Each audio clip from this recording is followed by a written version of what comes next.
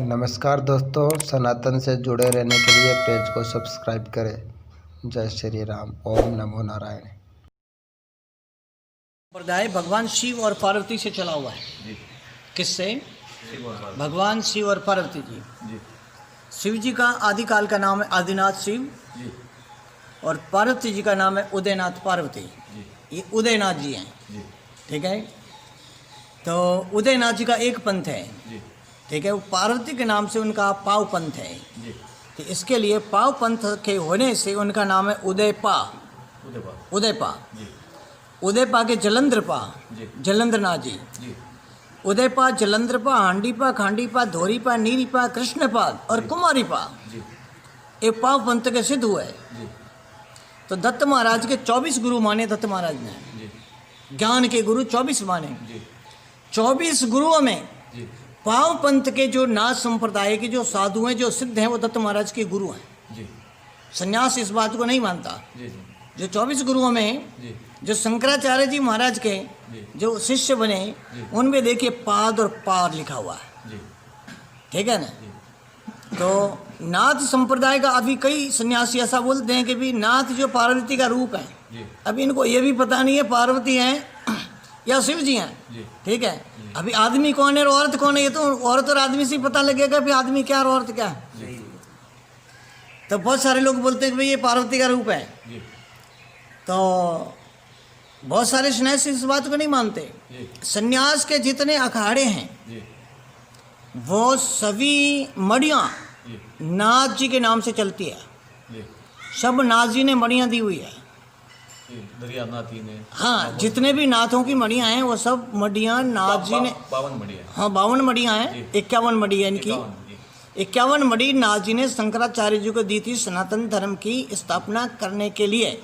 बौद्धों का जब प्रचार था, बौद्धों को खदेड़ने के लिए और हमारे यहाँ से निकालने के लिए जो है शंकराचार्य जी महाराज ने 8वीं शताब्दी में इसकी स्थापना की थी।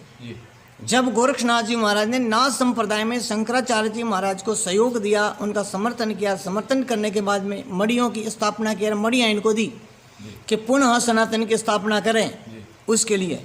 तो 51 मड़ी संन्यास को गोरक्षनाथ जी महाराज की नाथ संप्रदाय की दी हुई है। 52वीं मड़ी गोरख मड़ी है, वो मड़ी स्वतंत्र रखी थी।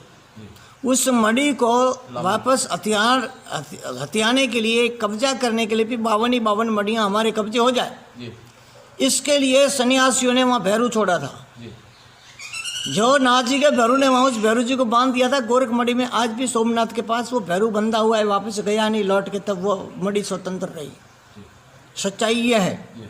दूसरी बात कि सन्यास जो है दत्तात्रेय महाराज का चलाया हुआ है। दत्त महाराज का, दत्त अत्रेय ऋषि के पुत्र थे दत्त महाराज। और तो दत्त महाराज ने सन्यास चलाया था, जो सन्यास एक ही था। शंकराचार्य जी महाराज ने 10 नाम सन्यास की स्थापना किया। तो दत्त महाराज के 24 गुरुओं में जो भी इनके कंठी माला रुद्राक्ष जो भी दिया है, वह सब पाव पंथ के साधुओं के द्वारा उनको दिया गया है, ठीक है। इसीलिए गोरक्षनाथ जी के और दत्त महाराज के संवाद में गोरक्षनाथ जी को और दत्त महाराज को समान संज्ञा दी गई है। समान संज्ञा इसलिए दी गई है कि इधर दत्त महाराज थे, इधर गोरक्षनाथ जी महाराज थे, और उधर बीच में एक औगर था, ठीक है।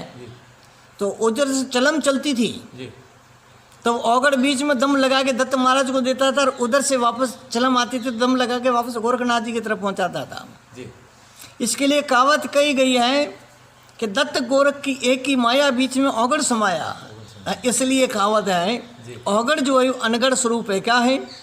अनगढ़ स्वरूप है। जब तक कान में कुंडल नहीं होते हैं तब तक वो नाथ नहीं कहला जाता है, वो अनगढ़ है, ठीक है। तो अनगढ़ का स्वरूप बीच में दोनों के समाया हुआ है।